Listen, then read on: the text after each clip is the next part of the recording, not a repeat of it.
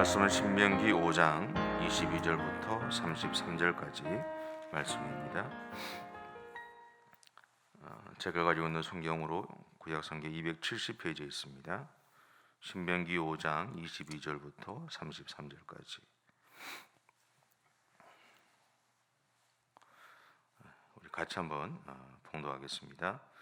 여호와께서 이 모든 말씀을 산이 불 가운데 구름 가운데 흑암 가운데서 큰 음성으로 너희 종에 이르신 후에 더 말씀하지 아니하시고 그것을 두 돌판에 써서 내게 주셨느니라.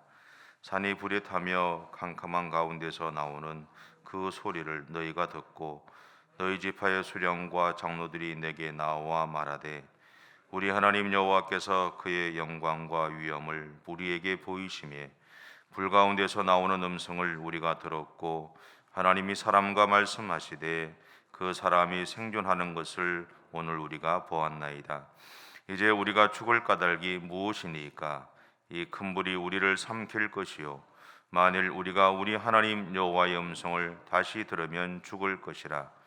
육신을 가진 자로서 우리처럼 살아계시는 하나님의 음성이 불 가운데서 바람을 듣고 생존한 자가 누구니까? 당신은 가까이 나아가서 우리 하나님 여호와께서 하시는 말씀을 다 듣고 우리 하나님 여호와께서 당신에게 이르시는 것을 다 우리에게 전하소서. 우리가 듣고 행하겠나이다 하였나이다. 여호와께서 너희가 내게 말할 때에 너희가 말하는 소리를 들으신지라. 여호와께서 내게 이르시되 이 백성이 네게 말하는 그 말소리를 내가 들은즉 그 말이 다 옳도다. 다만 그들이 항상 이 같은 마음을 품어 나를 경외하며 내 모든 명령을 지켜서 그들과 그 자손이 영원히 복받기를 원하노라. 가서 그들에게 각기 장막으로 돌아가라 이르고 너는 여기 내 곁에 서 있으라. 내가 모든 명령과 규례와 법도를 네게 이르리니 너는 그것을 그들에게 가르쳐서 내가 그들에게 기업으로 주는 땅에서 그들에게 이것을 행하게 하라 하셨나니 그런즉 너희 하나님 여호와께서 너희에게 명령하신 대로 너희는 삼가 행하여 좌로나 우로나 치우치지 말고 너희 하나님 여호와께서 너희에게 명령하신 모든 도를 행하라. 그리하면 너희가 살 것이요 복이 너희에게 있을 것이며 너희가 차지한 땅에서 너희의 날이 길리라. 아멘. 사람은 왜 하나님의 음성을 듣기를 원하면서 동시에 이제 듣는 것을 두려워할까라는 생각이 들었습니다. 제 자신을 봐도 마찬가지고 하나님의 음성을 듣기를 위해서 이제 기도하고 살아가는데 정작 하나님의 음성들이 제 마음에 들어오거나 제가 들었다고 했을 때 그것을 이렇게 편안하게 듣기보다는 저도 모르게 제 안에 작은 두려움들이 생기는 것을 느낄 때가 있었기 때문입니다. 왜 그럴까? 그런 고민들을 하던 중에 그런 생각이 들었습니다. 이것은 아담과 하와의 이 불순종 이후에 일어난 현상이 아닐까. 하나님이 처음에 세상을 창조하셨을 때는 사람들과 함께 이렇게 같이 거닐고 같이 대화하고 같이 이렇게 그들의 삶들을 이렇게 들어주면서 살았는데 그 불순종으로 인해서 사람들의 모습들이 사람들의 마음들이 또 하나님과의 그런 관계가 이루어지지 않았지 않느냐. 아담과 하와는 자신들의 이 불순종, 그러니까 하나님의 명령에 대해 하나님 말씀에 대해서 순종하지 않았던 그것이 죄라는 것이 그들에게 보였기 때문이죠. 죄는 우리에게 하나님 앞에 나아가면 죽을 것 같은 두려움을 줍니다. 그래서 죄를 지으면 하나님 앞에 서는 것이 두렵죠. 그리고 부끄럽습니다. 우리에게는 예수 믿는 우리에게는 두려운 것만 있는 게 아니고요, 부끄러운 것이 있는 것 같아요. 내가 하나님 앞에서 저 같으면 목사로 살아가는데 목사로 살기 때문에 죄를 안 짓고 살지는 않겠죠. 목사들 죄를 짓고 삽니다. 크고 작은 죄들 저는 짓고 삽니다.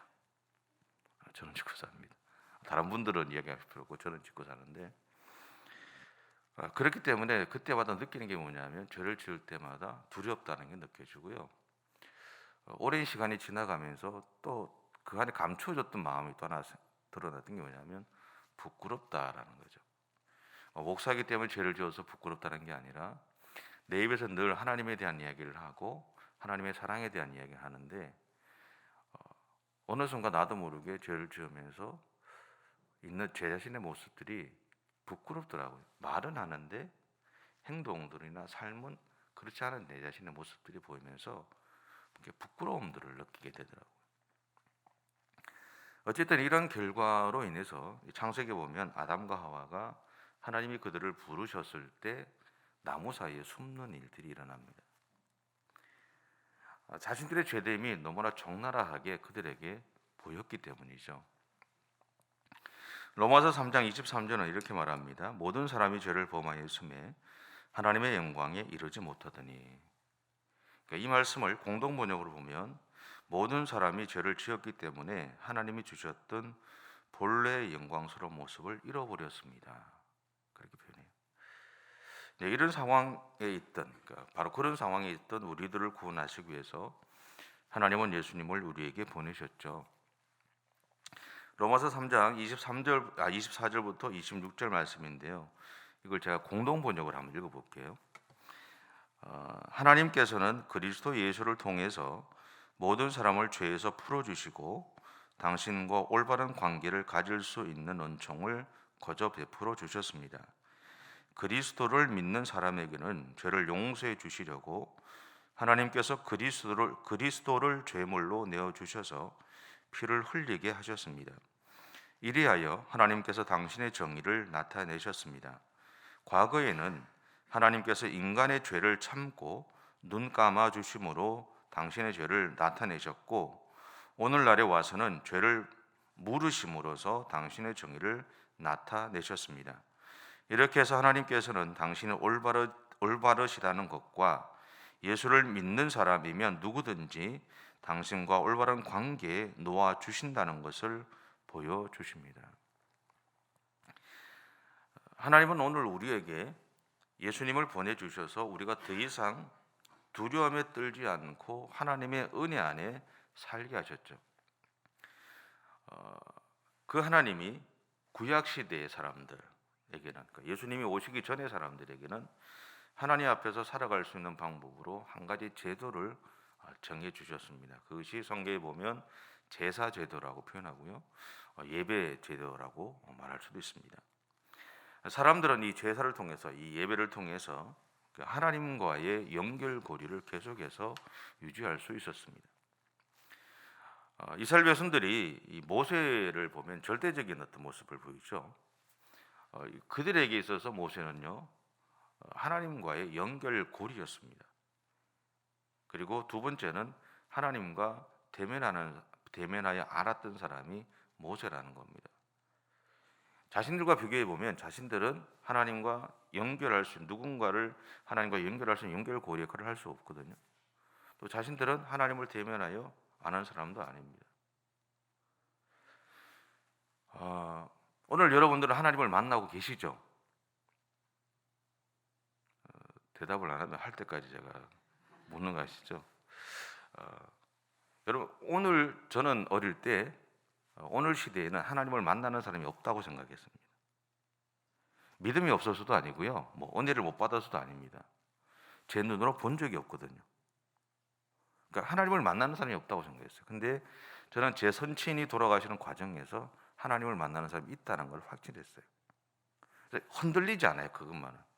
제가 눈으로 분명히 봤거든요. 모세 그 구약 시대에 하나님이 대면하여 알았던 사람이 있는 것처럼 오늘 시대에도 하나님이 대면하여 만나주는 사람이 있습니다. 분명히 있어요.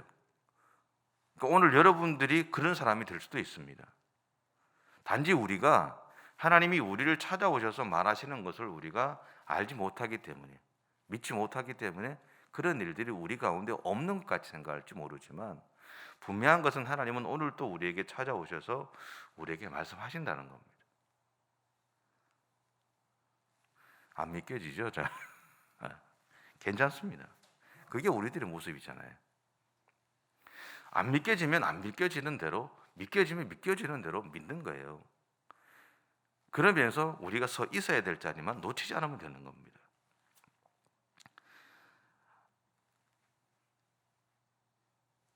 이스라엘 백성들은 모세가 하나님과의 연결고리였고 하나님과 대면에 아는 사람이라는 것 때문에 모세의 말에 순종했어요. 근데 절대적인 순종은 아닙니다. 왜냐하면 여전히 그들 안에는요, 아담과 하와처럼 하나님과 같이 되고 싶은 마음이 있습니다. 그 욕망이 있었죠. 또 하나님에 대한 불확실함이 그들 안에 공존해 있었거든요. 하나님을 믿고 싶은 마음도 있었고요. 또 하나님에 대해서 조금 이렇게 자신들의 삶 속에 일어나는 일들이 실제적이 되지 못할 때 조금 확신들을 갖지 못하는 그 모습들이 공존해 있었습니다. 이것이 사실 또 오늘 우리들의 모습이지도 않을까 싶어요. 여러분은 아니실지 모르는데 저는 제 안에 그런 일들이 좀 많이 있더라고요. 살다 보면 하나님이 내 안에서 일해 주시는 모습을 내가 느끼면 하나님이 있는 것 같고, 또 그것이 좀 약해지면 하나님이 계시다면 이렇게 할까? 이렇게 좀 해주면 좋은데? 라는 어떤 그런 마음들, 그게 사실은 불확실함이잖아요. 그런 것들이 공존해 있는 제 모습들을 볼 때가 많습니다. 우리는 예수님을 믿고 믿음의 길을 가고 하나님을 바라보며 살기 위해서 부단히 노력합니다. 하지만 우리 안에는요, 때때로 하나님에 대해서 의문을 제기하기도 하고요, 때로는 우리 안에서 생기는 하나님을 향한 의심하는 마음과 계속 싸우기도 합니다. 그래서 우리는 많은 시간과 노력을 들여서 우리의 마음을 다스리는 데 사용하고 있어요. 그 이유는 하나죠. 내가 하나님 앞에 서 있기 위해서입니다. 우리가 우리 안에 하나님을 향해 의심을 품는 이유는요, 믿음이 없기 때문이 아닙니다. 믿음이 없기 때문에 의심한다고 생각하지 마십시오. 앞에서 제가 그런 얘기 했잖아요. 저희 선친을 보고 오늘 시대에도 하나님을 만나는 사람이 있구나, 그냥 막연하게 하나님을 만나야 됩니다라고 얘기하는 것이 아니라 실제적으로 하나님이 만나서 대화해 주는 사람이 있구나를 제가 보았다고 얘기했듯이, 믿음이 없어서 그것을 믿지 못했던 것이 아니라 내 눈으로 보지 못했기 때문에 내가 확신하지 못했는데, 내가 보니까 확신이 생기더라라는 거죠. 그것이 믿음이 없었기 때문에 아니잖아요. 내가 보았기 때문에 믿음이 생겼다는 게 아닙니다. 내가 가지고 있는 그 믿음에 내가 보았기 때문에 그 믿음이 확고해졌다라는 걸 의미하는 거죠. 그 부분에만큼은. 다르게 표현하면 다른 부분에서는 또 믿음 없는 내 모습들, 믿음 없기 때문에 생기는 갈등들이 내 안에 있을 수 있다라는 거예요. 내가 직접 보고 확고해지지 않는 상황에서. 우리가 살아가는 매 순간에 매 상황 속에서 그 일들은 일어납니다. 근데 그것이 우리가 믿음 없기 때문에 생기는 일이 아니다라는 거죠. 믿음이 있기 때문에 의심하는 거예요. 믿음이 없으면 아예 의심할 필요가 없잖아요. 믿음이 있기 때문에 의심하는 겁니다. 왜? 나는 하나님 앞에 서 있으려고 그러는데, 나는 하나님만을 바라보고 있는데, 그 마음이 흔들린다는 거예요.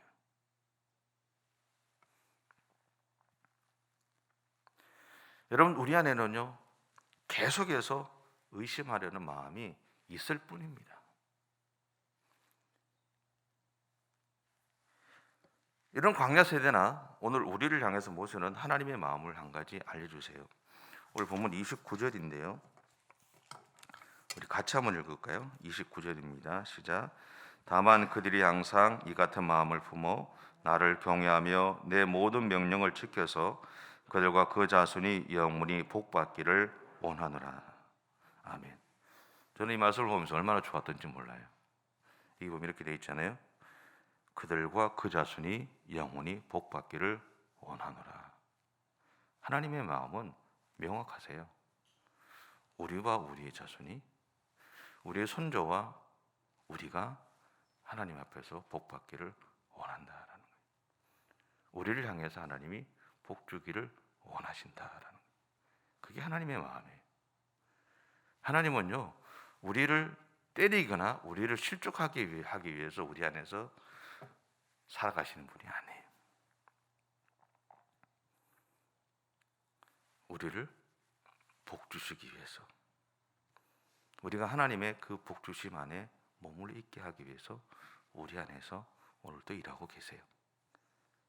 이렇게 생각하십시오. 부모는요, 자식들이 잘못되는 걸 원하는 부모는 없잖아요. 다 잘 되기를 원하죠. 하나님도 우리에게 그런 마음으로 일하고 계시는 거예요. 성경에 그렇게 표현하잖아요. 우리가 하나님의 성품으로 창조되었다 그러죠. 우리 안에 하나님의 성품이 있다 그러죠. 우리가 자녀들에게 보여주는 모습들이 하나님이 우리를 향해 갖고 있는 모습이에요. 그분이 우리에게 주셨던 성품이잖아요. 그 마음이잖아요. 여기에 덧붙여서 모세가 부탁하는 것이 두 가지가 있습니다. 첫째는 좌로나 우로나 치우치지 말라는 겁니다. 혹시나 우리의 문제나 고통에 대해서 하나님이 침묵하셔도 어느 한쪽으로 돌아서지 말라는 말이죠.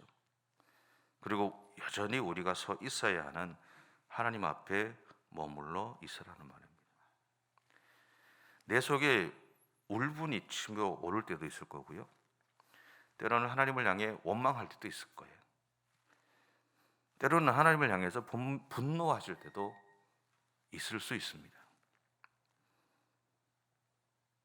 그럼에도 불구하고 오늘 내가 하나님 앞에 서 있기 위한 치열한 싸움들을 싸워가자라는 겁니다.